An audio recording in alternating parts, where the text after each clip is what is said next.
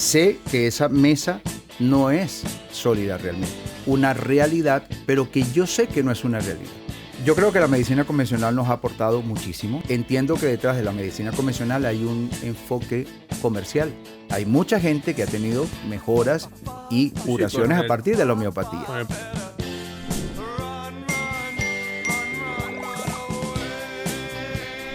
Bienvenidos un día más al podcast de La Tercera Planta y de Machaflis. Tenemos hoy con nosotros a Tito Figueroa. ¿Qué tal estás, Tito? Yo súper feliz, emocionado y prometo intentar aportar un granito de arena. Seguro que sí. Vamos a tratar temas muy curiosos. Creo que le puede venir muy bien a la gente que esté sin esperanza. Vamos a tratarlos desde la motivación, desde la ciencia, desde muchos aspectos, intentando dar la verdad. Quizá debatimos, pero yo creo que a la audiencia le va a gustar mucho el podcast de hoy. Y la verdad es que me apetece mucho. Así que nada, si te quieres presentar en un minutito, Tito, que siempre se lo ofrezco a la gente y empezamos a dialogar y debatir. Bueno, mi nombre es Tito Figueroa, ya lo saben. Durante muchos años he estado indagando sobre ese fenómeno extraordinario que se conoce como remisiones espontáneas, que son estas curaciones inexplicables, misteriosas que a veces ocurren, ¿no? Pero que yo estoy convencido que nos hablan de ese potencial autocurativo que tiene el cuerpo. Y de eso vamos a hablar hoy. Genial, tengo muchísima curiosidad. Yo no conocía el término remisión espontánea. Que, corrígeme, ¿no? Pero para que lo entienda un poco la audiencia, es cuando alguien tiene una enfermedad, digamos, un cáncer o cualquier otro tipo de cosas y quizá no pueda andar o lo que sea, y de repente se cura, ¿no? Eso tiene una explicación que no tiene por qué ser magia, ¿no? Y es lo que vamos a tratar aquí, aparte de otras muchas cosas, que me parece muy interesante y pues que nos va a dar, aparte de motivación, una explicación a qué nos pasa en el cuerpo. Tú eres un experto, llevas tiempo analizándolo, tengo curiosidades y te voy a hacer varias preguntas a lo largo del podcast. Porque ¿cómo definirías tú remisión espontánea? ¿Como magia, ciencia, rápidamente y nos metemos en ello?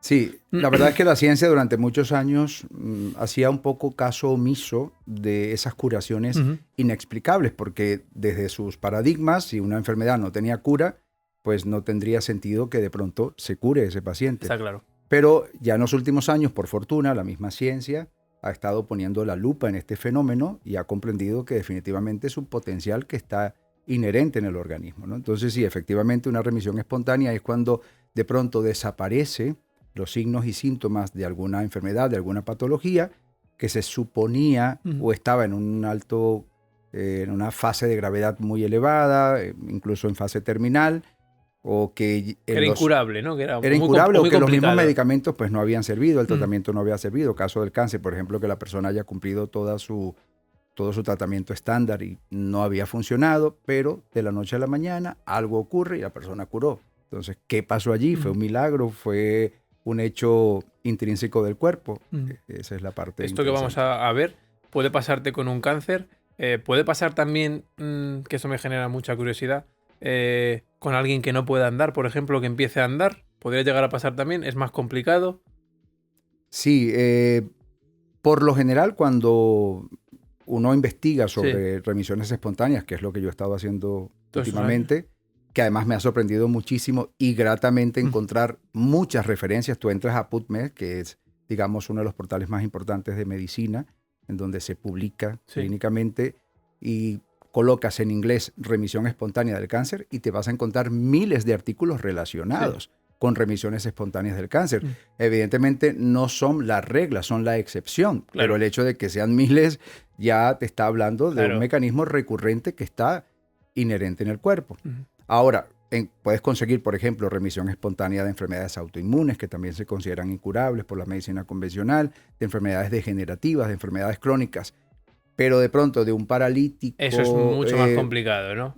Cuando esas cosas ocurren, sí parece tener más relación con un milagro. Con un milagro, ¿no? Un milagro. Sin embargo, y aquí es donde entra la ciencia, hay campos emergentes de la medicina que se dedican a investigar este fenómeno.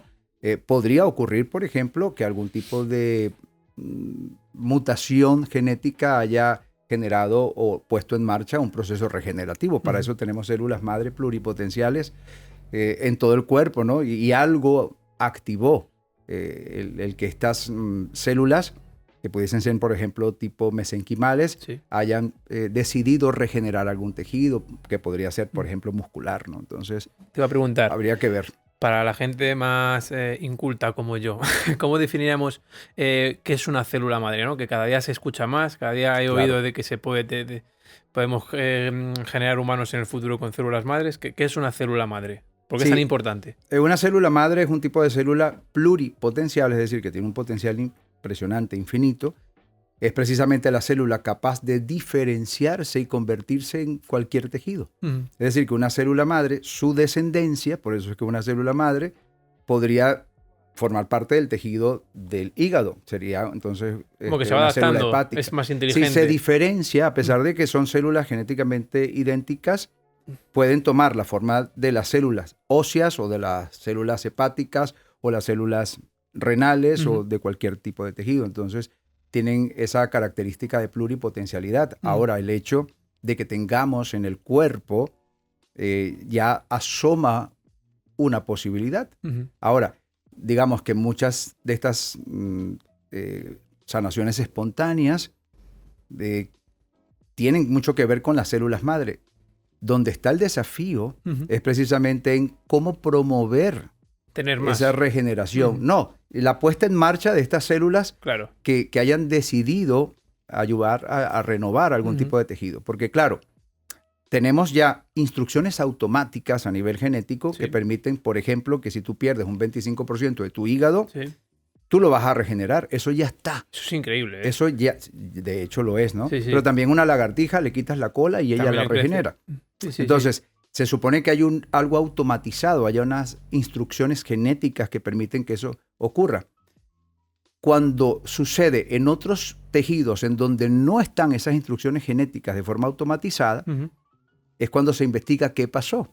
Y ahí es cuando encuentras algunos patrones muy interesantes en común en personas que han logrado este tipo de regeneraciones o de sanaciones espontáneas donde ellos movilizaron epigenéticamente, que ya vamos a hablar de este tema, porque la epigenética tiene aquí un lugar, digamos, importante, lograron promover ese proceso regenerativo a partir de su intención y a partir de la bioquímica que eso supone.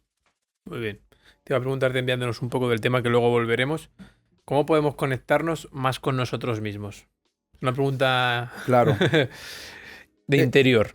Es una pregunta un poco abstracta, pero efectivamente el proceso de internalización empieza por el hecho de cerrar tus ojos, ralentizar tus ciclos cerebrales, ¿verdad? Sabemos que nuestro cerebro está a cierta velocidad.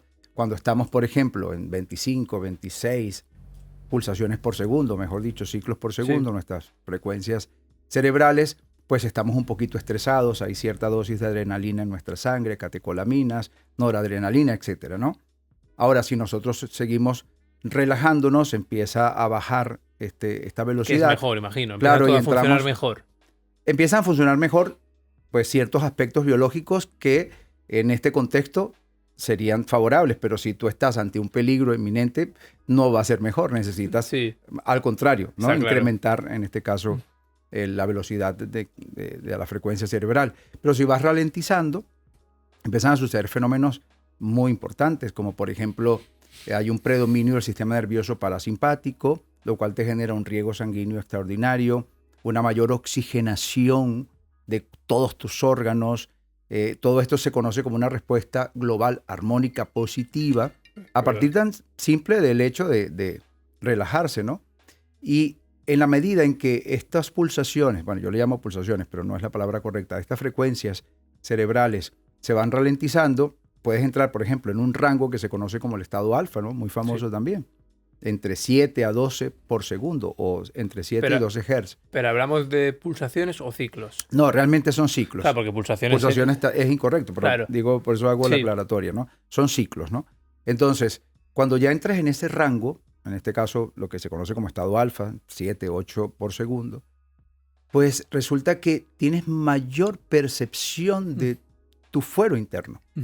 Como que te das más cuenta, eres más consciente. Empiezas incluso a tener conciencia de los latidos de tu corazón, de tu respiración, de un montón de cosas. Pero si sigues ralentizando aún más y llegas a 5 ciclos por segundo, por ejemplo, entrarías en el estado teta. Y si tienes en ese momento la conciencia todavía despierta, porque generalmente cuando entramos en ese ritmo, pues ya estamos dormidos. Pero si nos mantenemos conscientes, podemos tener prácticamente una experiencia interior cuasi religiosa, ¿no? Es una experiencia hermosa de conexión con tus células, con tus órganos, con todo lo que significas tú, incluso con la parte más trascendental. O sea, tú como ser conciencial que está utilizando este vehículo, que es un organismo biológico prodigioso, una maravilla de ingeniería genética, pero que al final tú eres el usuario de este vehículo, ¿no? Pero no eres este vehículo, eres quien lo usa, ¿no? Entonces empiezas a tener conciencia y para finalizar, digamos, tu pregunta, en ese momento tu amplitud conciencial es tan grande que empiezas a comprender misterios y a tener como revelaciones, como momentos eureka, pero es producto precisamente de haber incrementado tu lucidez. Y allí es cuando dejas de ser materialista, ¿sabes? Cuando tú tienes tu raciocinio, tus criterios, tus conceptos, siempre se mueven dentro de un predominio del hemisferio izquierdo y del sistema nervioso simpático, todo es muy materialista, todo es muy darwinista, todo es muy cartesiano, ¿no? Pero cuando empiezas a tener este tipo de experiencias que exploras en tu fuero interno y que eres capaz de expandir tu percepción, entonces ves lo que no estabas viendo y a partir de ese momento entonces ya integras información de una forma más completa. Estaba pensando mientras tú estabas hablando la importancia de reducir los ciclos o pulsaciones, ¿no? Que tendrán alguna correlación entre ellas. No, por supuesto que las pulsaciones por lo menos cardíacas van bajando, claro, ¿no? Claro. Digo, claro, acabo de caer yo pensando, digo, claro, cuando nos dormimos es cuando más descansamos y es cuando las pulsaciones están más bajas, que bajan casi a 40, ¿no? Digo, pues, tiene que tener mucho sentido que cuanto más... Sí. Bueno, 40 ya es bradicardia, ¿no? Sí, pero... muy poco, sí, pero 40 y muchas, ¿no? Por ahí tiene que ser mientras 60 duermes. está bien. ¿Pero mientras duermes son 60 o son menos? Puedes tener 50, 55, por ahí está bien. Claro, digo, tiene que tener todo mucho sentido con los ciclos o pulsaciones porque cuanto menos tienes, como que estás más relajado. Cuando te duermes, es como que te empiezan a funcionar. Por ejemplo, los relojes inteligentes, que ahora te miden el sueño. Yo te estuve haciendo una prueba y claro, te miden el sueño gracias a que ellos detectan que te has dormido cuando tus pulsaciones han empezado a bajar. Claro. O sea, que tiene sentido todo lo que dices en el sentido de que... Seguro. Tiene que haber algo especial, ¿no? Porque si el sueño, que es casi un misterio de la vida, ¿no? ¿Por qué dormimos? Tiene que ver como que nos baja las pulsaciones o los récord Guinness del mundo, que ha habido gente que ha aguantado 12 minutos bajo el agua, es porque consiguen su cuerpo concentrarlo y bajar las pulsaciones. Entonces, creo que todo eso está un poco relacionado, ¿no? Por aportar tu comentario, creo que para que la gente lo entienda la importancia de los ciclos y las pulsaciones. Y te aseguro que quien rompe ese récord de 12 minutos sin respirar bajo el agua entra en un estado elevado de conciencia, segurísimo. Sí. Porque del otro lado, si estuviese estresándose por lo que está haciendo, no aguanta, claro. Entonces no aguantaría. Tiene que ser una meditación porque además, profunda. Predominio simpático, estrés, incrementa tu consumo de energía. Claro. Entonces consumes tu reserva de oxígeno más rápido. Todo. Aquí no, aquí entras como si... Tienes que ver a Dios, tienes que... Prácticamente, Tienes que entrar, sí, es curioso. ¿Tú meditas? Sí, me encanta siempre, todos Porque los va días. un poco de la mano, ¿no? Sí. Yo lo he intentado durante años. Sí es verdad que hace 3 o 4 años lo hacía. Y ahora estoy fallando, ¿no? Ahora como que voy muy deprisa con la empresa, de las infusiones, todo ese tipo de cosas. Que gracias a ello estamos aquí en el podcast. Ya no medito, pero creo que debería volver. Es interesante. Debería, además, tú tienes unas extraordinarias infusiones maravillosas. Sí, para dormir. que te pueden ayudar muchísimo a tener un mejor resultado. Sí. Y la meditación que yo recomiendo siempre debe tener un propósito, una intención. Bien sea de una pesquisa en virtud de algo que tú quieres comprender o de conseguir una solución o de concentrarte en una intención en concreto, que es uno de los, digamos, patrones en común que se encuentran en personas que han logrado promover una respuesta curativa de su cuerpo. ¿Qué es para ti la realidad? No, la realidad es un fenómeno absolutamente relativo, que en la medida en que vamos comprendiendo que esto que estamos percibiendo no es más que una representación de un decodificador, que es en este caso nuestro cerebro, porque al final todo esto son ondas electromagnéticas y lo único que está percibiendo que esto es físico, que esto es sólido, es nuestro cerebro porque es un decodificador. Es más o menos como el Wi-Fi. ¿El Wi-Fi qué es? Son ondas. ¿Okay? Pero tenemos decodificadores que son, digamos, estos dispositivos, computadoras, móviles, etcétera, que son capaces de decodificar esa información y de darle una forma que podemos nosotros interpretar. Pues más o menos el cerebro es lo mismo, ¿no? Sí, por eso cada uno tiene una realidad. Claro. De la vida. Sí, por eso decía que era algo relativo, porque a partir de eso yo puedo estar interpretando una realidad, pero que yo sé que no es una realidad. Sí. Por ejemplo, yo sé que esa mesa no es sólida realmente. Uh-huh. Yo la percibo sólida porque mi energía electromagnética, cuando hace contacto con la energía electromagnética de esa mesa conformada por sus átomos y moléculas y mis átomos y moléculas, hay una resistencia electromagnética que sensorialmente yo percibo primero como sonido y también como tacto. Pero en realidad todo está siendo interpretado por mi decodificador, que es el cerebro, ¿verdad? Pero eso no es sólido. ¿Por qué no es sólido? Porque esto está formado por átomos que son como sus ladrillos, pero que están conformados por un 99,999999999% vacío. Entonces, si esto está conformado por átomos que son en más de un 99% vacío, esto no es sólido. Pero mi decodificador me lo muestra así y es completamente funcional. Y es perfecto que haya esta resistencia electromagnética y es perfecto que sea así para vivir esta realidad virtual de cierto modo funcional. ¿Tú crees en el destino? Yo pienso que, así como hay que hacerle honor a Newton, ¿verdad? Cada acción tiene su reacción. Pues yo creo que en la medida que vamos tomando decisiones, a veces hasta mínimas, vamos abriendo líneas temporales y de seguir... Sí, piensas como yo. Pero concatenándose vamos a lograr futuros potenciales. Por lo menos yo no creo que hay nada escrito. No, yo no lo creo, no tendría sentido. Creo que si no, ¿de qué valen tus decisiones? Y no tendría tampoco, por ejemplo, mérito para el que ha logrado cosas, porque eso ya estaba destinado, ni tampoco culpa para el que haya hecho cosas muy malas, porque eso estaba destinado. Entonces, ¿sabes? Entraríamos en que la vida ahí sí que no tendría sentido. ¿Para ti los seres vivos tienen fecha de caducidad? Bueno, el aparato biológico que tiene una forma de conceptualizarse la vida a partir de la respiración, por ejemplo, y del metabolismo que estos producen, pues puede dejar de funcionar como avatar, ¿no? Como vehículo. Sí. Eso no significa que deje de existir. Entonces, algo como una diferencia entre existencia y vida. Vida, si vamos a partir del biológico, pues tiene cierto significado, cierto atributo, que puede dejar de percibirse como tal. Pero ahora, los componentes infinitesimales, en este caso a nivel cuántico, de cualquier cosa, para mí, tienen una existencia infinita. Incluso los componentes cuánticos de este micrófono. Sí. O sea, ¿tú crees en la vida después de la muerte? No, sí, absolutamente. Yo pienso, y estoy, digamos, casi convencido a partir de mis propias experiencias, porque yo cuando hago ciertas meditaciones he tenido proyecciones extracorpóreas conscientes, donde he visto mi cuerpo, en donde incluso he podido conversar con seres queridos, fallecidos, y que no me he dejado llevar por la experiencia de manera ciega, sino que luego he ratificado, he comprobado, he verificado que los datos aportados con fechas, con información, sean verídicos, o lo que yo he visto dentro de esa expresión extracorpórea, lo que yo he podido ver en lo físico, luego he podido comprobarlo físicamente. Sí. Es decir, ¿no? Yo no tengo ninguna duda que este tipo de experiencias, en mi caso, no han sido producto de la imaginación.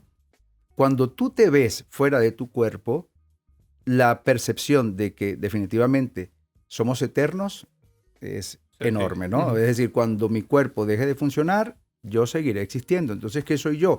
Soy conciencia. Que le quieres llamar espíritu, le quieres llamar alma, pues ya eso es un tema semántico. Pero yo entiendo que soy algo más que este cuerpo, que además, qué maravilla que me permita manifestarme como vehículo en esta dimensión, ¿no? En este plano de existencia.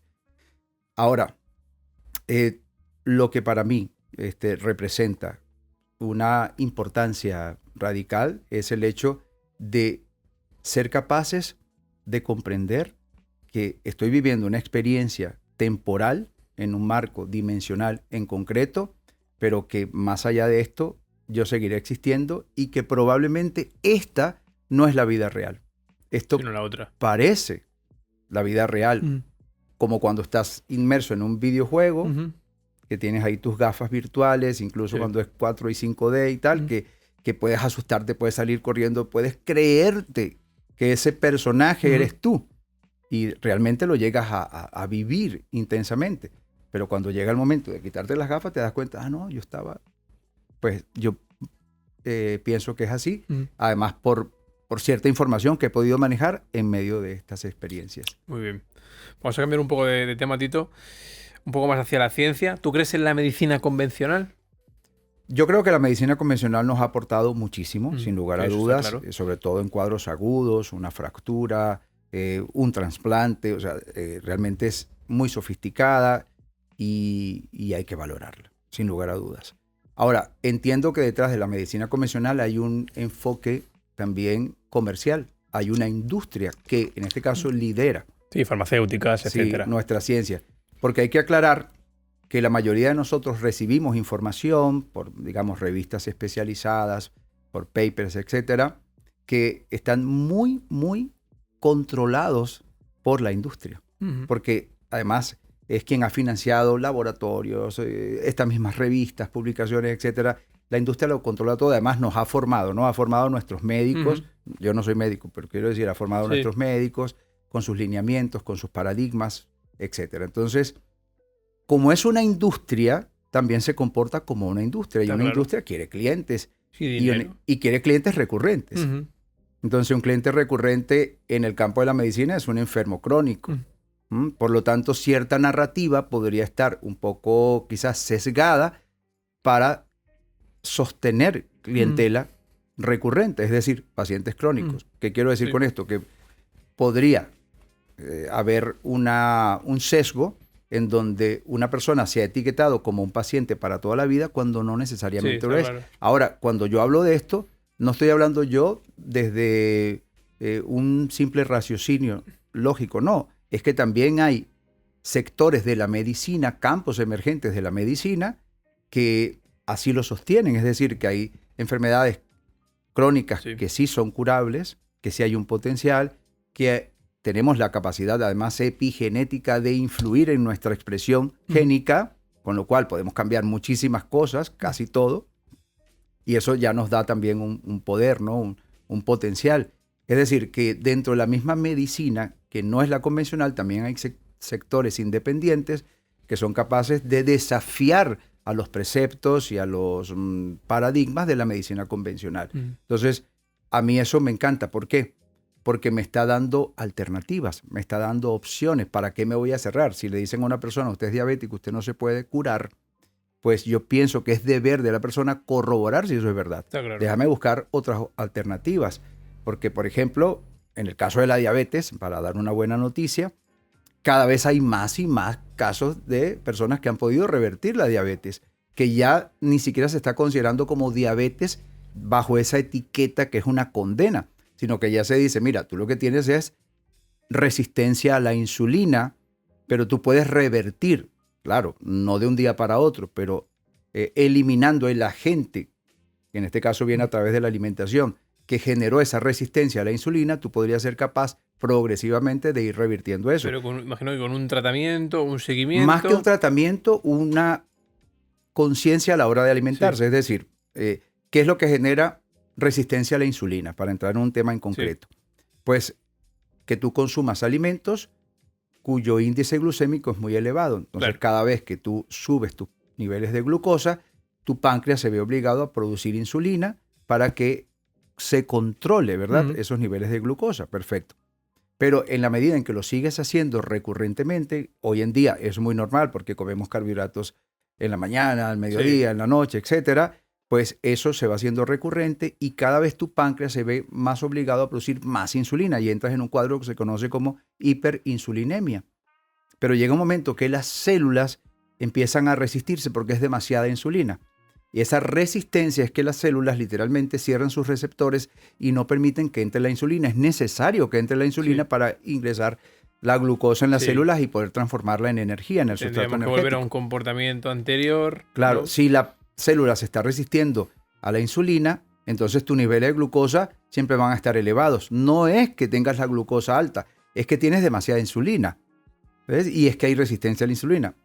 ¿Qué pasa si la persona, por ejemplo, inicia una dieta con restricción de carbohidratos? Que empieza a comer, por ejemplo, cetogénico. Es simplemente una idea, ¿no? Pues, evidentemente, nuestras células están siempre pasando por un proceso maravilloso que se conoce como mitosis celular. Sí. Así que nuevas células vendrán a reemplazar a las antiguas. Y ya cuando tenemos 3, 4 generaciones de células, pues no heredarán el patrón de información que les hacía resistirse a la insulina. ¿Por qué? Porque en los últimos años no ha habido necesidad de defenderse ni de cerrarse a la insulina porque no se está produciendo pero ahora sí. en demasía. Entonces, claro, vas logrando un cambio epigenético y llega un momento... ¿Cada cuánto se regenera una célula? ¿Cada cuánto hay un cambio? Cada tejido se es difícil regenera no hay forma de estimarlo por completo, pero te puedo decir, por ejemplo, que las células que conforman el tejido gástrico, por ejemplo, o el estómago, pues 6 semanas ya son nuevas. Pensaba que iba a ser pensaba que iba a ser más tiempo. Las óseas un poco más, depende, ¿no? Sí. Por supuesto. Las células, digamos, más lentas a la hora de regenerarse y reemplazarse a partir de mitosis celular son las renales. ¿Okay? Sí. Pero también van reemplazándose. Entonces, hay algunas células que sí son para toda la vida, pero es un porcentaje mínimo en el organismo. Para concluir esto, si la persona aleja el agente que le enfermó, con el paso del tiempo, las nuevas generaciones de células ya no son resistentes a la insulina, ahora son sensibles a la insulina y a partir de allí aceptan la insulina de buen agrado y ya el problema se eliminó. Sí. Entonces la persona pudo revertir su cuadro. Ahora, cada persona es distinta, cada cuadro de gravedad es distinto, entonces no se puede tampoco generalizar. Pero evidentemente la recomendación es que si esto te enfermó, pues deja de consumirlo. Yo le pregunto siempre esto a mis amigos, y ahora que te tengo aquí me parece curioso. Nosotros cuando estamos con alguna cerveza pensamos, a mí que me gusta mucho pensar en las farmacias. A cada momento estoy golpeando el micrófono. Todo ese tipo de cosas. Debatimos si el cáncer es curable y si a las farmacéuticas le interesaría que es curable o no. Yo en el pasado he trabajado en otras empresas, he trabajado con farmacéuticas y tienen telita. Sí, es verdad que muchas cosas las hacen bien, faltaría más y la farmacia, la medicina es muy necesaria, pero yo no sé si es curable, pero creo que saben más. Y para que la audiencia lo entienda, es como un iPhone que se guardan cosas. Es decir, ya sabemos que hay en el iPhone 16, ya sabemos que hay en el iPhone 17, creo que las farmacéuticas se guardan cosas en cuanto al cáncer y otras enfermedades. ¿Qué opinas tú? Hablamos el mismo idioma, sí. Por ejemplo, Pfizer acaba de comprar Sigen, una empresa que está especializada en el tema oncológico, por $43 mil millones. Se dice fácil, pero $43 mil millones de dólares no sabemos ni escribirlo en una hoja. Claro, es mucho dinero. Si una empresa como Pfizer decide invertir tanta cantidad de dinero, está apostando a que va a recuperar ese dinero y también va a tener un retorno. Pero para eso tienen que existir muchos pacientes que requieran de estos tratamientos. Entonces ahí más o menos eso responde de manera muy sugerente a tu pregunta. Ahora, es que es complicado. Si tú me preguntas, en términos biológicos, en términos potenciales del propio cuerpo, el organismo tiene la capacidad de eliminar tumores, por ejemplo, y la respuesta es un rotundo sí. Tenemos mecanismos, por ejemplo, a partir de... Hay varios, ¿no? Angiogénesis, hay muchos. Pero uno de los más representativos, sin lugar a dudas, es a partir de unas células maravillosas que tenemos, que son defensoras, ¿verdad? Parte de nuestro sistema inmunológico, que son los linfocitos NK. NK viene de Natural Killer, ¿verdad? Asesinas naturales. Estas son células capaces de trasladarse a donde está una formación tumoral, se adhieren al tumor, incluso siendo más pequeñas que las células que conforman este tumor. Se adhieren al tumor, le llaman el abrazo o el beso de la muerte, metafóricamente, porque hacen como una sinapsis con la membrana del tumor, inoculan unas citoquinas, que son unas sustancias que en este caso, en este contexto, programan la apoptosis de la célula tumoral. La apoptosis es como una muerte programada. Entonces, es como que se adhieren por un momento a la célula cancerosa, es como si soltasen allí unos explosivos, programan una muerte, luego se ejecuta esa muerte, son unas citoquinas de tipo interferón gamma, de tipo, por ejemplo, interleucinas, etcétera, tienen nombres muy sofisticados. Lo cierto es que programan la muerte en la célula tumoral, se ejecuta esa muerte y luego nuestro sistema inmunológico es capaz de activar los macrófagos, que son los más grandes, son los policías, además con los que tienen más hambre, los Pac-Man, y ellos son capaces de devorar todo ese tejido degenerado y el cuerpo ha limpiado. Somos una máquina perfecta, ¿eh? Es una máquina perfecta. La pregunta es entonces, ¿por qué el cáncer es la segunda causa de muerte en el mundo? Entonces, en primer lugar, es la segunda causa de muerte en el mundo porque este mecanismo está siendo interferido. Es un mecanismo biológico, potencial, inmunológico que tenemos en el cuerpo, pero está como bloqueado. Hay un patrón de interferencia que puede venir de manera multifactorial, o por la alimentación o por conflictos emocionales que son inmunosupresores, es decir, que debilitan a nuestro sistema inmunitario, por excesiva toxicidad y por, como decía, múltiples factores. Pero el potencial está en el cuerpo. Aquí es donde entra la epigenética. La epigenética nos dice que somos capaces de influir sobre nuestra expresión genética, ¿no? Sobre esa inteligencia biológica que está comandando todo las 24 horas del día. Si nosotros logramos promover intencionadamente esa puesta en marcha de nuestras células NK, entonces podría sobrevenir una sorpresa tan agradable como una remisión espontánea del cáncer. La pregunta es, ¿hay casos de remisiones espontáneas de cáncer de personas que han logrado promoverlo epigenéticamente? Y la respuesta es sí. Y lo mejor, cada vez hay más personas. Ahora, no se le está diciendo a nadie, no vayas al oncólogo, no te hagas tu tratamiento, ¿no? Todo a la par. Es simplemente que la persona dice, ¿sabes qué? Yo quiero tomar también protagonismo, yo quiero participar, yo quiero coadyuvar en el proceso, yo no quiero quedarme como paciente que viene de pasivo, ¿no? Quiero ser activo, quiero también ayudar a mi médico, quiero ayudar a mi oncólogo. No, seguro que eso hace mucho. Entonces está más que bien, ¿no? Sí, yo soy un tío muy científico y sí que si me pasa iría al médico, iría a 3, 4 médicos, oye, ¿qué me pasa tal? Pero creo que, lo creo de verdad, que emocionalmente es muy importante, ¿no? Yo tengo casos o he tenido casos en el pasado de familiares amigos con cáncer en el que el paciente fumaba, ¿no? Y ha dejado de fumar, ¿no? Porque se ha recomendado al médico, no sé qué, y se ha encontrado peor. Y he tenido médicos que le han dicho al paciente, igual es mejor que sigas fumando, porque vas a estar mejor emocionalmente.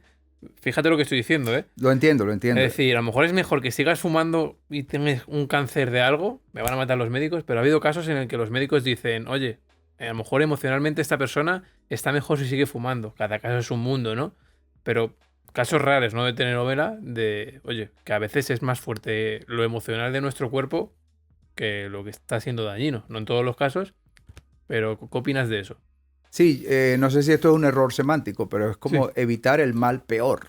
Sí, exactamente. ¿No? El mal mayor. Sí. Es decir, bueno, esto no es bueno, pero es mejor que esto. Entonces, es una alternativa. Ciertamente, si la persona va a entrar en una especie de síndrome de abstinencia, que biológicamente le va a restar tanto, que le va a inmunosuprimir. Para las personas que no conocen el término, es cuando nuestro sistema de defensa se bloquea, se debilita.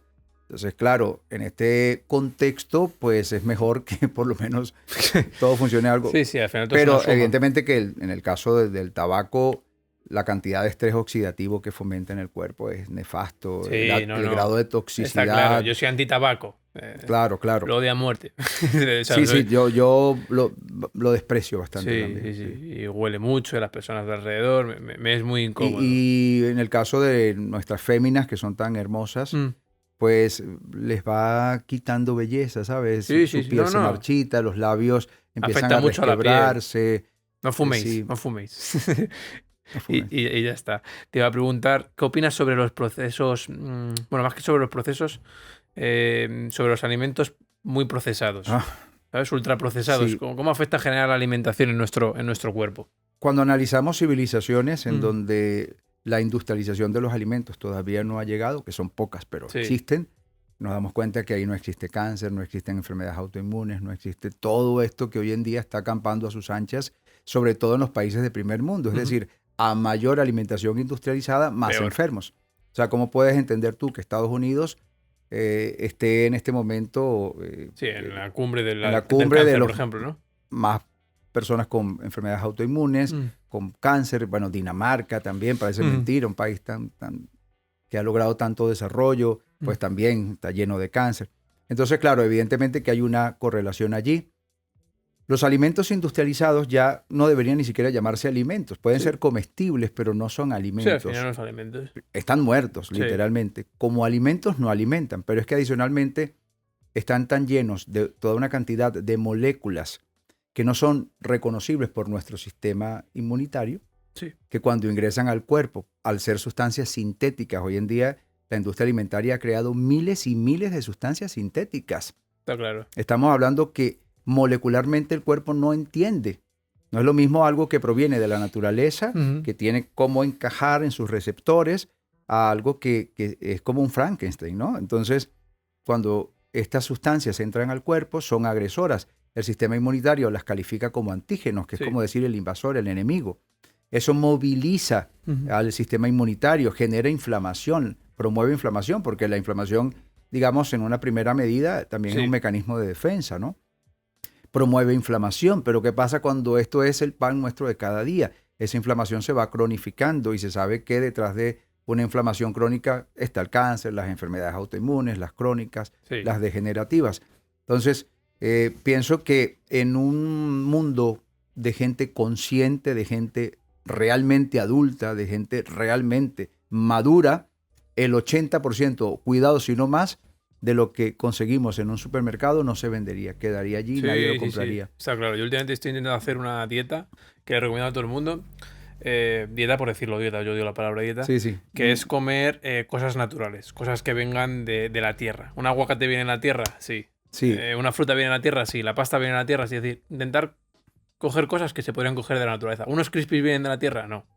¿Sabes lo que te digo? Voy un poco por ahí yo. Por supuesto, unos filipinos, ¿no? Claro, sí.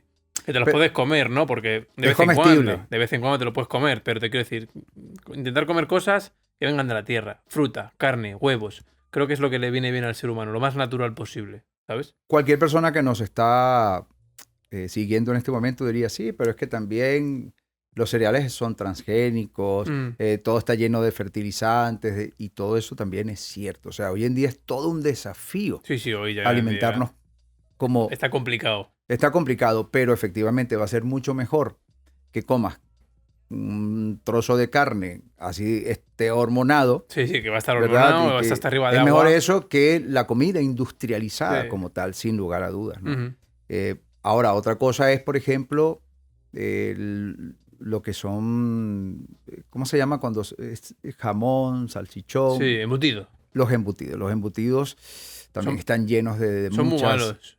No, Como- son riquísimos y de hecho No, la pero- industria pero- se ha especializado no, yo- en hacerlos adictivos, ¿no? Yo los amo, ¿no? Pero sí es verdad que muchos nutricionistas dicen que embutido te hacen la cruz. Sí, bueno, con nitritos, nitratos, hay toda una cantidad de sustancias allí que no son compatibles con el diseño genético y nuestro cuerpo siempre va a reaccionar. Entonces, ¿qué pasa? Que en la medida en que vamos creando más anticuerpos, que son, digamos, Sí. los mecanismos que van a enfrentarse a los antígenos, nos vamos llenando de anticuerpos. Llega un momento en que nuestro sistema inmunitario está tan alterado que esos anticuerpos pueden confundir por similitud molecular a tejidos de Sí, nuestro claro. organismo. Y ahí empiezan las enfermedades autoinmunes. Mm. Al final, una enfermedad autoinmune, no importa cómo se llame, es exactamente lo mismo. Si ataca a la tiroides, puede ser un Hashimoto, una Sí. tiroiditis Hashimoto. Si ataca a por ejemplo, la fibra sinovial de las articulaciones, podría ser una artritis, ¿no? Si ataca a la mielina de los nervios, una esclerosis múltiple. Pero es exactamente lo mismo. Son anticuerpos Ujú. que en una confusión, también se le llama mimetismo molecular, confunden a los tejidos del propio organismo con el enemigo y lo atacan. Está claro. Pero claro, es porque está alterado, el sistema inmunitario está alterado. Todos los días estamos como suministrándole nuevos enemigos.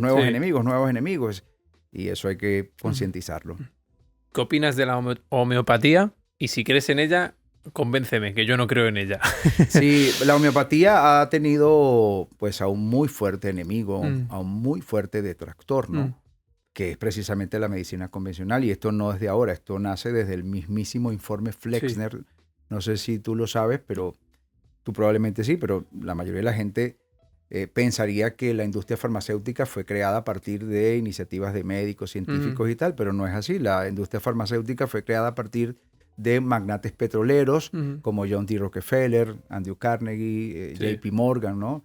Y estas personas de medicina no sabían nada, de ciencia pues tampoco. Ellos venían del acero, del carbón, del petróleo, y en algún momento descubren, gracias a sus ingenieros químicos, que a partir de la petroquímica se pueden producir medicamentos, y ahí es cuando ellos deciden entrar en este mercado. Ellos entraron con fines netamente comerciales, ¿no? E industrializaron la salud. Entonces, lo primero que hicieron fue, como siempre lo habían hecho en otras industrias donde ellos habían liderado, es acabar con la competencia. Sí. ¿Cómo se las arreglaron en este ámbito? Bueno, crearon el informe Flexner, un informe que empezó a ridiculizar todo aquello que pues no viniera como propuesta de esta medicina convencional científica, sino, por ejemplo, la homeopatía, la naturopatía e incluso los principios de Hipócrates, que es el padre de la medicina. Todo eso fue ridiculizado mediante el informe Flexner. Y ahora llegó la homeopatía. Pues la homeopatía desde siempre ha tenido a ese enemigo férreo que no le ha dejado prácticamente desarrollarse. Ahora, el principio de la homeopatía es muy complejo, ¿no? Porque tú se supone que tú estás aprovechando la información. Todo al final es información, ¿verdad? Es decir, más allá de la química, que la química está formada por moléculas, y las moléculas están formadas por átomos, y los átomos están formados por partículas subatómicas, y las partículas subatómicas están conformadas por fluctuaciones cuánticas que han colapsado de onda a partícula. Cuando es una onda, está, digamos, navegando en la totalidad de las posibilidades. Es algo potencial. En el momento en que colapsa de onda a partícula, bueno, en esto estoy hablando en términos de física cuántica que tú comprendes, en el momento en que colapsa de onda a partícula, ya forma parte de algo. Por eso partícula, es una partícula, en este caso subatómica, que es parte de un átomo, que es parte de unas moléculas, etc. Ahora, ya hay un fundamento, ya hay una dosis de realidad, ya hay una intención, ya hay una información. Ya no es pluripotencial, ahora ya conformó parte de algo, ¿no? Entonces, ese algo es una información. Y según la homeopatía, eso no se pierde, esa información no se pierde. Es decir, que yo puedo colocar, por ejemplo, una química, una sustancia química, y la puedo diluir y diluir y diluir y diluir, tanto, que prácticamente químicamente ya no existe, pero a nivel de esta dimensión cuántica, a nivel informacional, todavía sigue existiendo. Ahora, si tú me dices, Tito, pero ¿no será que la homeopatía se activa más por efecto placebo que por otra cosa? Yo te diría, estoy de acuerdo contigo y yo me lo he planteado. Ahora, funciona. Lo curioso es que muchos pacientes, no todos, hay un gran margen de error, como por supuesto, pero hay mucha gente que ha tenido mejoras y curaciones a partir de la homeopatía. Con el placebo de toda la vida. Tú me dices, ¿será el placebo de toda la vida? Y yo te digo, sí, porque el placebo hay que honrarlo. Nosotros tenemos, a partir de la narrativa de la medicina oficial, tenemos un discurso del placebo donde lo minimizamos, donde lo desvirtuamos. Muchas veces lo despreciamos cuando dice, no, pero eso es placebo. Sí, pero es que el placebo lo estás observando a nivel de un resultado. Entonces, ¿qué fue lo que puso en marcha ese mecanismo biológico que generó ese resultado? Si fue la sugestión, pues mira, bravo por eso. ¿Cómo lo perfeccionamos? ¿Cómo mejoramos esa sugestión para que siga funcionando? La misma industria farmacéutica utiliza el efecto placebo para grupos de control para poder contrastar sus medicamentos. Y siempre los porcentajes placebo son impactantes. Sí, se curan muchísimo. Es acojonante. Incluso analgésicos placebo. Te duele menos. Sí, o te quita el dolor directamente. Yo lo hago ahora con alguien. Me duele la cabeza, y alguien me da un ibuprofeno, me da algo falso, y diría que me dolería menos ya la cabeza, aunque me hubiera engañado. Yo tengo unas experiencias que yo pienso también formaron parte de lo que son mis motivaciones en la actualidad y mis indagaciones, ¿no? Y es que yo fui amigo varios años, digo varios años porque tengo muchos años sin saber de él, de un farmacéutico de mi pueblo, que él trabajaba con el efecto placebo. Él lo tenía muy claro. Y él era tomado como una eminencia. La gente iba, a pesar de que no era médico, iba a que él le recetara. Y él hacía cosas... Él lo sabía. Él lo hacía a propósito, pero yo tampoco lo sabía hasta que él me lo confesó un día. Él me lo confesó porque a mí me pasaron un par de cositas con él y con mi hermano. No sé si quieres que cuente la anécdota, que sí, claro, adelante. Son muy curiosas, ¿no? En el caso, por ejemplo, particular, yo tenía pues voy a decir algo un poquito... No pasa nada. Un poquito... es decir, tenía un hongo desagradable en el dedo gordo de mi pie, ¿no? Entonces yo había ido a un dermatólogo y me había dicho que era un tipo de hongo muy agresivo. Me había mandado unos antibióticos y unas cremas y no cedía, pues. No cedía para nada, estaba ahí, yo no podía caminar y tal, ¿no? Estaba yo jovencito, estoy hablando de muchísimos años. Y fui a otro y me mandó otra cosa, pero tampoco sirvió. Un día estoy jugando ajedrez al lado de la farmacia de este amigo mío, se llama Leonardo. Estoy jugando ajedrez allí, pues nos sentábamos a jugar ajedrez y tomarnos una infusión, un café, y jugábamos ajedrez. Y resulta que luego, hablando con la persona con la que acababa de jugar, me dice, pero ¿por qué no le dices a Leonardo? Leonardo es una eminencia. Y yo siempre observaba que su farmacia estaba con unas filas de personas. Sí. Increíble, ¿no? Entonces, ¿tú crees que él me puede ayudar? Claro, vale, él te puede ayudar, ¿no? Mira cómo estás caminando. Yo estaba cojeando. Pues voy para allá y como era amigo del que estaba jugando ajedrez conmigo, me pasaron de una vez, ¿no? Pasa para acá. Mira, Leonardo, mira que este hombre tiene un hongo en el dedo del pie. Entonces él me hace quitarme el zapato, se me queda viendo y me dice, Tito, ese es un hongo peor. Disculpen lo escatológico de la palabra, ¿no? Eso es un hongo peor, Tito. Yo te preparo algo, vente mañana, yo te voy a preparar algo, una fórmula magistral y eso se te quita en pocos días. ¿Y tú crees que el médico me dijo que esto? No, olvídate de eso, vente mañana. Bueno, voy al día siguiente y efectivamente me había preparado algo ahí que decía Tito Figueroa, ¿no? Tenía mi nombre. Y pues nada, me empecé a colocar eso. Y de verdad, en 4 o 5 días la mejoría era impresionante y se me quitó. Y no era nada. Yo quedé con la idea de que definitivamente Leonardo es una eminencia, porque era lo que se decía popularmente. Mi hermano le hacen una endoscopia y resulta que tenía una úlcera gástrica muy fuerte, ¿no?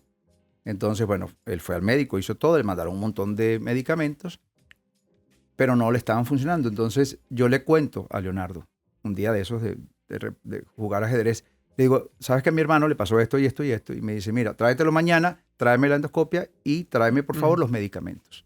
Ok, y me llevo a mi hermano al día siguiente, con todo. No sé si él me estará viendo, pero le va a encantar recordar esta anécdota. Pues, cuando estamos frente a él ve la endoscopia y dice, ¿qué te dijeron? No, bueno, el doctor me dijo, mira, yo te voy a dar algo que después que tú tomes este tratamiento, tú puedes comer hasta piedra.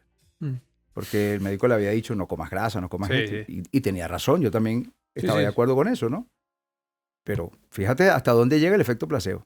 Y él le dice, vas a comer hasta piedra. Después que tú termines este tratamiento, vas a comer hasta piedra, lo que quieras. Olvídate de que no puedes comer esto, olvídate. Y toma en sus manos los medicamentos y tenía la cesta de basura abajo. Esto no sirve. Esto es una miércoles, esto es una miércoles, esto es una miércoles. Nada de esto sirve. Ni lo recojas. Se va, trae un par de cositas, un par de medicamentos ahí, ¿verdad? Te vas a tomar esto, y se va. Bueno, mi hermano realmente se curó y de verdad por muchos años comió hasta piedra. Ahora no, porque ha concientizado su alimentación, bueno, ya por otra cosa, ¿no? Por madurez, pero no porque le haya regresado la úlcera. Ya. De verdad que hay que verle la cara. Que tú lo enfocas como no, que ahora viene la anécdota. Ahora viene la anécdota. Un día estoy hablando con él, años después. Con Leonardo. Con Leonardo Givirín, saludos Leonardo. Y él me dice, yo le pregunto, me dice, Tito, eso es placebo. Ah, ¿cómo placebo? Y lo que tú me curaste del pie. Tito, yo te di fue yodo. Lo que te di fue yodo. Sí, una crema normal. Y a mi hermano, cuando le botaste los medicamentos, le di los mismos medicamentos, pero en genérico. Le dio los mismos medicamentos, los botó. Imagínate el impacto emocional, el impacto psicológico. Le dio los mismos, exactamente. Le dio lo mismo, pero genérico. ¿Con genérico qué te refieres? A genérico es como que para que sea más económico, más barato. Vale, marca blanca, digamos. Marca, eso, marca blanca. Sí. Entonces, le dio lo mismo, pero el discurso, la certeza, la autoridad, eso es lo que hacía el efecto placebo. Tú salías convencido. De que te ibas a curar. Más la sugestión colectiva de la etiqueta de que es una eminencia, Porque de pronto te lo digo yo y no me haces más caso. Más la pastilla, ¿no? No lo olvidemos, ¿no? Más la pastilla científica, que sí que era una pastilla, pero con mucha más fuerza, Pero ¿no? es que esas pastillas no estaban, digamos, diseñadas para curar. Ya. Sí. No era para curar. Ya. El enfoque es, tú sabes, mejorar, aliviar, pero no reducir el impacto, pero no curar. Él fue tan decisivo, tan determinante, tan contundente que finalmente se logró. Entonces, sí, yo me lo creo. Todo eso, bueno, yo te estoy hablando con absoluta sinceridad y bueno, yo creo para mí es un tesoro este tipo de anécdotas que yo he vivido. Sí, no, está detectado que el estrés es mental y es una de las principales causas de muerte. El estrés o de envejecimiento. Y el estrés es mental, ¿no? O sea, depende de la vida de cada uno, ¿no? ¿Te refieres a la interpretación de los acontecimientos? Claro, ¿no? Claro. El estrés hace que la piel te vaya peor, que puedas tener un infarto, que te mate antes, que te quite células. Y el estrés es, digamos, mental, ¿no? Una interpretación de lo que te está pasando en tu vida. Está demostrado. O sea, claro, tú puedes resignificar, valga el término, todo lo que te sucede y le puedes encontrar una connotación que va a tener un impacto fisiológico completamente distinto. Claro, está claro. El hecho de cambiar la palabra problema por desafío ya mejora bastante el impacto. Dice, estoy pasando por este desafío. Está claro. Desafío invita a que lo puedes vencer, a que puedes superarlo. Entonces, sí, sin lugar a dudas. Tú, Tito, aparte de lo que nos has comentado del pie, ¿qué has superado? ¿Qué te ha pasado? No, sí, yo tengo cuentos. Porque estoy seguro de que si tanto has investigado es que te ha pasado algo grande que tienes que contar. Por mi tipo de lectura predilecta, ya yo tenía unos cuantos años de manera empírica investigando, ¿no? Referentes como Joe Dispenza, como Deepak Chopra, etcétera, etcétera. En el año 2005 yo ya tenía como un año orinando oscuro, como color café, y sabía que tenía que ir al médico, pero bueno, estaba en una dinámica en esos años muy fuerte y lo iba como postergando, ¿no? Pero ya cuando empecé a tener dolor pélvico, pues decidí ir. Y después de todos los exámenes, para hacer el cuento corto, tenía un tumor en la pared posterior derecha de la vejiga, un fuerte engrosamiento por la presencia de ese tumor allí. Y bueno, me estaba sugiriendo quitarme la vejiga completa y me iban a como improvisar una a partir de material del mismo intestino y una bolsita allí y tal. Y nada, bueno, los tratamientos estándar de la oncología. Yo en aquel momento ya había pasado por las experiencias con Leonardo, todo lo que yo había investigado, y yo le atribuía mucho poder a la autosugestión, lo que yo llamaba sugestión o autosugestión en este caso, ¿no? En este contexto. Y yo pues decidí apostar por la autosugestión 2 meses. Es decir, que si en 2 meses no me funcionaba, yo me sometía a lo que... Entonces, claro, el médico no estuvo muy de acuerdo, pero me respetó. Además, él estaba muy preocupado porque su padre, había muerto justo años antes de un cáncer en vejiga. Y aquello que yo denominaba en ese tiempo empíricamente autosugestión consciente, lo puse en práctica. Y empecé a autosugestionarme de varias maneras, ¿no? Digamos que sinérgicamente. Me concentraba con la intención de movilizar mi sistema inmunitario, que reconociera, porque a veces las células cancerosas se camuflan y no son fáciles para reconocer. Ellas tienen también impulsos de inteligencia, ¿no? Y ellas quieren preservarse. Entonces yo le pasaba el chivatazo de que en la vejiga había unas células que había que pues, eliminar, que había que reemplazar.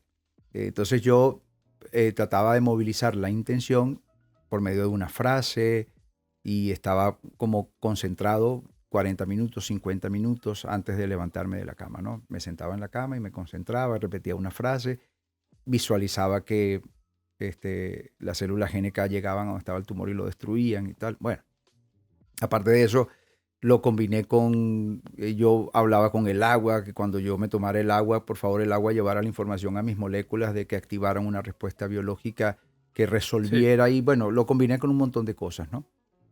Y ya al mes ya yo no orinaba sangre. Así que yo decía, esto como que me está funcionando. Me hice unos exámenes y resulta que ya no tenía presencia de hematíes en la orina. Y eso fue muy bueno, el saberlo, ¿no? Y bueno, para terminar el cuento, sí, en 2 meses había desaparecido por completo el tumor. Desapareció. Las palabras del médico fueron, del doctor Juan Sidga, me dijo, no sé a qué virgen le rezaste, pero funcionó, me dijo, no sé qué hiciste. Me gustaría explorar más porque esto no es normal, a ver qué pudo haber pasado. Y yo le dije, no, déjeme así, doctor, déjeme así. No vaya a ser que vuelva. Sí, déjeme así, porque él no se lo podía explicar, ¿no? Normalmente cuando el profesional de la salud se encuentra ante este tipo de situaciones, se incomoda un poco, ¿no? Porque desafía sus propios paradigmas. Sí. Y los de más vocación y más sensibilidad y más empatía se alegran genuinamente por su paciente, ¿no? Pero otros que están más orientados a tener razón antes que otras cosas, pues entonces empiezan a decir que tuvo que haber habido un problema en el diagnóstico, que probablemente no era eso. O sea, buscan la forma de desvirtuar lo que sucedió. Porque ellos, perdona que te corte, que no lo sé, ¿no? Y yo al final no sé ni lo que sabes tú ni lo que sabe un médico. Un médico, bajo su experiencia, no cree en que se haya podido curar el cuerpo por sí solo, ¿no? Porque nosotros, una herida se cierra sola, ¿no? Que es acojonante, ¿no? Que crece piel encima, ¿no? Bajo tu perspectiva, ¿crees que los médicos creen en que el cuerpo puede reintegrarse solo? ¿O por qué se sorprenden tanto, por ejemplo, con muchos casos sobre el tuyo? No pueden, yo no lo sé, ¿no? Hablo desde la ignorancia. ¿Por qué ellos no pueden pensar, pues esta vejiga se ha reestructurado sola, como lo hace la piel? Igual diciendo una gilipollez, pero ¿qué opinas tú? Me gustaría dividir en dos partes la respuesta. Porque una va a invitar también a la gente a que reflexione profundamente. Pero la primera parte sería, cuando el médico estudia, es una persona de muy bonitas intenciones, con una vocación hermosa de ayudar al prójimo, de sanarlo, pero recibe muchísima información. Mucha. O sea, para nadie es secreto que una de las carreras más sacrificadas, más complejas, es precisamente la medicina. Sí. Reciben demasiada información. Es horrible, sí. Y es tanta información y en varios años que realmente cualquier persona se abruma de información y nombres de moléculas y nombres de esto y de genes y de tal. Y todo es complejo, muy complejo. No te da tiempo de cuestionar nada. Además, si cuestionas, pierdes, porque si cuestionas, entonces vas a entrar en una espiral que no te va a permitir graduarte. Vamos a empezar por allí. Sí. Entonces, claro, el médico, en este caso el estudiante de medicina, entra en una especie de dinámica, en una inercia en donde lo que quiere es aprobar con los mayores honores posibles, ¿no? Dentro de la narrativa oficial de quien le está formando como médico, prevalecen los intereses de la industria. Y dentro de los intereses de la industria está, por supuesto, el hecho de que hay ciertas enfermedades que no son curables, que no sé qué cosa. Entonces, muchas veces no han tenido tiempo de reflexionar, no han tenido tiempo de cuestionar, porque luego cuando empiezan a trabajar ya profesionalmente también, no hay tiempo para nada, ¿no? Para el médico. Hacen guardias, trabajan en lo público y en lo privado. Es muy complicado. Entonces no han tenido tiempo. Pero ahora quiero completar esto con la segunda parte. Y es la invitación a la reflexión de la audiencia y a los médicos que nos estén viendo también. Nuestro proceso de conformación de este vehículo, que yo siempre digo que es una prodigiosa obra de ingeniería genética, es tan complejo, tan sofisticado. Imagínate que cuando recién somos fecundados por papá y mamá, somos una sola célula microscópica que se conoce como cigoto. Una sola célula. Es increíble. Que se va a dividir en dos porque hay una inteligencia subyacente que así lo dicta. Se divide en dos células genéticamente idénticas. Pero estas dos células luego se dividen en 4 y luego en 8. Pero hay una inteligencia ultra sofisticada, una inteligencia biológica a partir del ADN precisamente, que tiene la cualidad de indicar a las células que se tienen que ir diferenciando las unas a las otras, ¿no?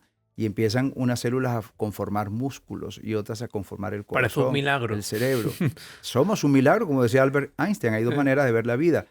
O nada es un milagro o todo es un milagro. Para mí todo es un milagro. Mí todo es un milagro. Es más difícil precisamente esto que estoy narrando que la curación.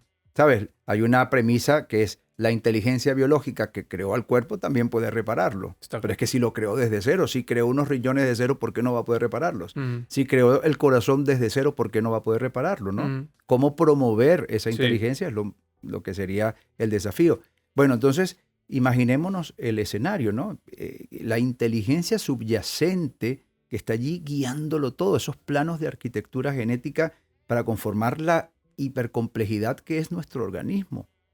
Con todo, o sea, estamos hablando que entre célula y célula pueden existir 100.000 reacciones bioelectroquímicas por segundo o más. Sí, una Y locura. estamos conformados por miles de millones de células. Entonces saca la cuenta cuántas acciones o interacciones bioelectroquímicas por segundo puede tener nuestro cuerpo, ¿no? Entonces hay una inteligencia allí. ¿Por qué nuestro brazo no creció el doble? Sí. Porque todo tiene dentro de la variedad una perfección, una sincronía, ¿no? Imagínate la interconexión entre las células. Las células tienen un lenguaje, tienen un sistema informático.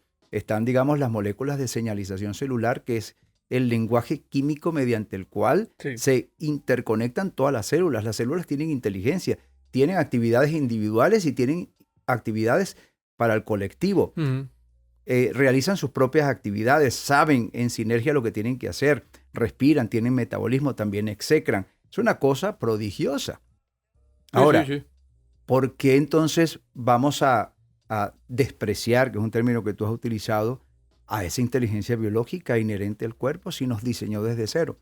Entonces, desde esta premisa, por lo menos somos capaces de amplificar nuestra percepción, porque lo hablaba hoy con mi hija, que la saludo, Catherine, ella está aquí con nosotros, ella es la que se encarga de conseguir estos espacios, es mi manager pues ahora, ¿no? Resulta que yo le decía, ok, en el caso de las células, cuando tenemos la capacidad de crear una mitosis celular, sin duda que hay una inteligencia biológica subyacente que está creando eso, ¿no? Entonces, cuando nosotros tenemos una intención, que a nivel de física cuántica, eso también tiene ahora toda una cantidad de estudios sumamente misteriosos, intrigantes, pero fascinantes, ¿no?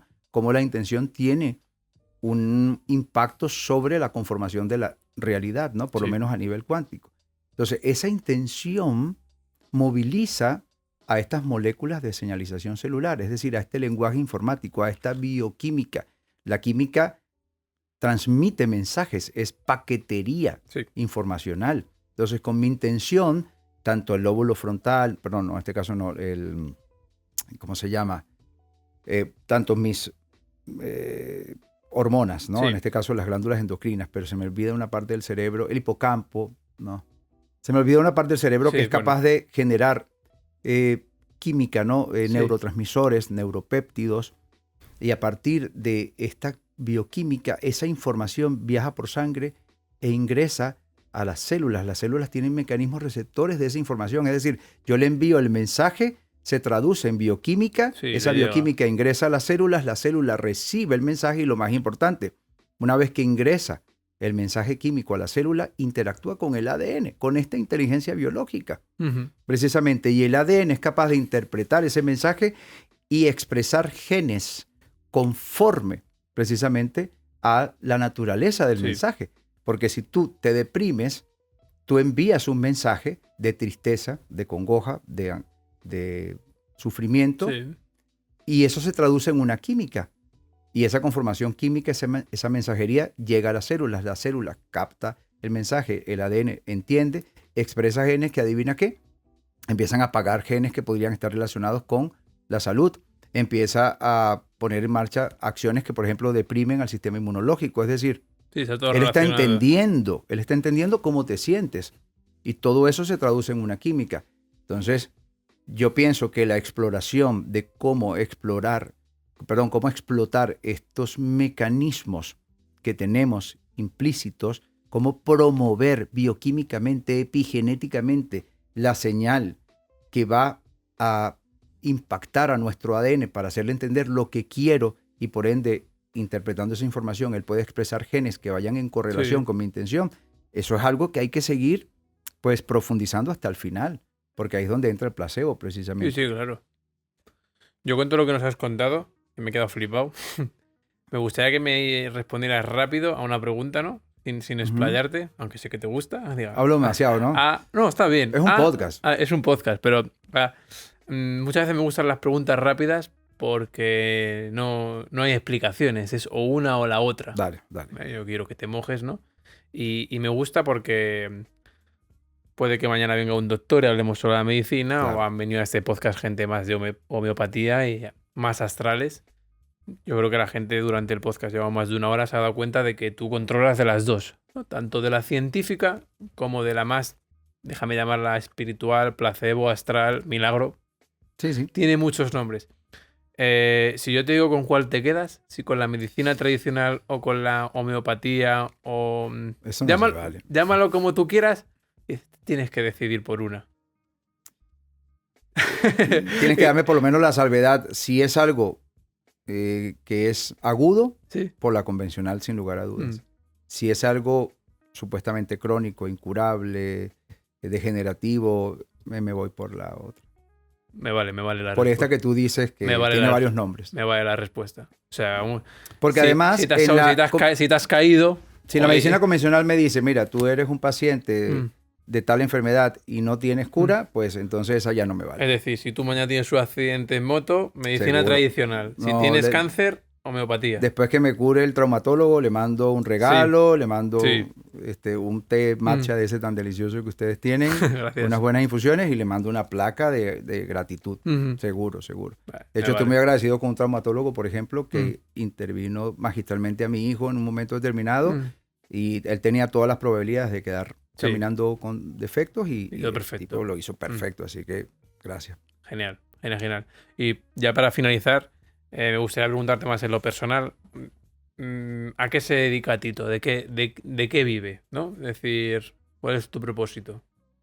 Bueno, actualmente yo desarrollo un curso que tiene una metodología de la cual pues yo soy solamente el divulgador. Es decir, que yo no he inventado nada, simplemente he clasificado información de referentes muy importantes como Joe Dispenza, como Petrovich Garyayev, que es uno de mis favoritos, nominado al premio Nobel hace poco, solo que murió antes de recibirlo, el doctor Glenn Rain, Bruce Lipton, Deepak Chopra y tantos más, ¿no? Entonces, toda esa información que va en esta línea, yo la he clasificado de cierto modo que ha resultado sumamente funcional. A esa metodología yo le llamo coeficiencia inmunológica y está de manera muy accesible, ¿no? Este curso para este momento ha ayudado a más de 120 personas, es decir, tenemos casos de remisiones espontáneas que nosotros ya internamente le llamamos remisiones volitivas, es decir, cuando nos reunimos hablamos ya de remisiones volitivas porque no ha sido producto de la espontaneidad, sino producto de una intención. Hay una versión gratuita de este curso. Si tú quieres, pues también podemos compartirla con tu audiencia, ¿ok? Sí, claro. Sería un enlace donde la gente pues va a recibir ahí una versión gratis. Es una primera toma de contacto con la información y le permitiría evaluar si le parece interesante o no. Pero eso es lo que yo hago. Digamos, una persona que ha tenido remisiones espontáneas, que ha tenido este tipo de bendiciones, vamos a utilizar un término bastante espiritual y religioso, que ha tenido este tipo de privilegios, lo menos que puede hacer es dedicarse a expandirlo. Claro, yo creo, de hecho las personas cuando llegan a mi curso, yo les digo, empieza de una vez a trabajar el post. O sea, ¿qué vas a hacer? ¿Cuál va a ser tu legado? ¿Cuál va a ser tu aportación para que esto cobre un significado? O sea, que tu curación realmente sirva no solo para ti. Que no dejas de ser un motivador también, ¿no? Claro, entonces estas personas, la mayoría dice, bueno, yo voy a escribir mi libro, no sé qué cosa, perfecto. Entonces, le da fuerza, luego le da cuenta energía conmigo para la difusión y eso lo hemos estado haciendo. Genial. Es muy importante. Además, alguien que se quiera curar siempre tiene que tener un motivo muy fuerte para vivir. Y esto es algo realmente... está claro, es fundamental. Sí. Pues ahora quiero darte un regalito, como a todos los invitados, que si me lo puedes traer, Darío, una parte la has elegido tú, de infusiones. Yo he estado tomando un té de matcha que nunca había sentido un sabor tan rico. Que tiene matcha y tiene vainilla también. Vainilla, pero esto está... O sea, al final con las infusiones, cuanto más puras sean, mejor, ¿no? Es decir, que sean verdaderas, que sean 100%, por ejemplo, si es 100% matcha, no hay otra cosa, como algunas cosas que son 8% matcha, o igual que las infusiones. Claro. Todo en la vida, ¿no? Creo que, por lo menos que no nos engañen. que nos digan la verdad. Tú precisamente nos estabas mostrando arriba. Eso es el depósito, ¿cómo se llama eso? Sí, el almacén. El almacén. Nos estabas mostrando cómo era y de verdad se nota que sí, que es puro. Es puro, que no es... Y además que hay un control de calidad. Sí, muy importante. Sí, entonces, ¿tú qué me vas a regalar? Yo aquí, algunas cosas las has elegido tú, que como siempre, pues es el pack de Tito, ¿no? Las infusiones que más le han gustado. Pero las que tú me preguntaste. Eso es, pero yo te he regalado también té matcha, tanto puro, ¿vale? A ver si lo podemos mostrar aquí a cámara, ¿vale? Es una caja muy grande, luego la enseñamos, en el que hay pues té matcha de sabores, ¿vale? Sin azúcares y sin nada, por si la gente a veces el matcha les haga un poco fuerte, aunque para mí está riquísimo, pero para gustos, los colores. Está riquísimo, sí. Y luego pues nosotros también tenemos diferentes infusiones, chicos, y me gusta mostraros que elige cada invitado porque es curioso y nunca repetís, ¿no? Al final cada uno tiene unas experiencias y en base a ello elige. Vosotros habéis elegido un té de menta y chocolate, un afrodisíaco para darnos energías, Rooibos, que como sabéis es una planta africana que nos ayuda a la digestión, un relájate, que ese sí coincide todo el mundo, y si no, lo recomiendo yo, porque creo que tenemos que relajarnos, y un poleo menta, que es el primero que me has dicho, que estoy seguro que lo conocéis todos. Espero que lo disfrutes un montón. Me debes un libro que me has dicho que lo tienes abajo. Lo tengo ahí en el coche, sí. Que conste que el afrodisíaco es para regalarlo, ¿no? Es para regalarlo, sí, es para regalarlo. Por favor. Ya os mostraré el libro que me da Tito. Y oye, ha sido un auténtico placer. Sí, muchas gracias por venir y compartir tu sabiduría con nosotros. Muchísimas gracias. Y nada, que muchísimas gracias. Si te quieres despedir de la audiencia de alguna manera, pues invitado estás. Se me hizo corto, la pasé muy bien aquí y gracias a ustedes, sobre todo a los que llegaron hasta el final, tienen todo el mérito del mundo. Solo decirles que realmente tenemos un potencial inexplorado que aún queda muchísimo por sorprender a la ciencia. Y no podemos esperar a que la ciencia oficialmente se pronuncie. Podemos nosotros aportar también nuestro granito de arena, porque en la medida en que logremos más remisiones, más curaciones inexplicables, forzamos más a la ciencia a que ponga la lupa sobre estos fenómenos y llegará un momento en que esto ya será prácticamente un salto cuántico evolutivo en el ser humano. Lo habrá promovido tanto que nuestras próximas generaciones ya lo tendrán de manera natural. Eso es. Bueno, muchísimas gracias, Tito. Espero que os haya gustado el podcast. Dejadnos en los comentarios con todas las críticas buenas y malas para seguir mejorando. Espero que os haya gustado. Escribirnos por ahí. Y nada, hasta el siguiente y que muchísimas gracias, Tito. El hipotálamo era lo que yo quería decir. Ahí, el hipotálamo. Buen cierre, el hipotálamo. Pues nada, un placer. Gracias. Muchas gracias.